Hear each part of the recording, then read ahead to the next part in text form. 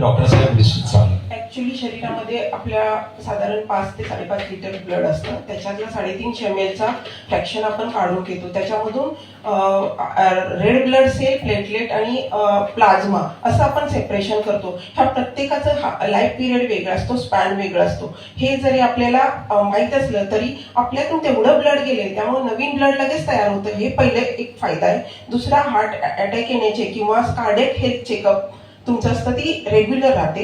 Lipid profile check in राहतं. जास्त haemoglobin असेल तर ते पण नॉर्मल होतं.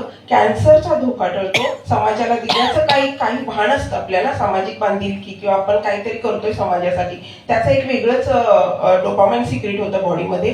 काही असतं ना, काही गोष्टी असतात आपण देण्याचं जे महत्व आहे ना ते देणाऱ्यालाच माहीत असतं. कारण दान केल्यानं जी दानशूर वृत्ती होते ना ती एक असेल, पण तो दान करणारा रक्तदान कुणाचा रक्तपात पण करणार नाही. त्याला माहिती आहे रक्ताची किंमत.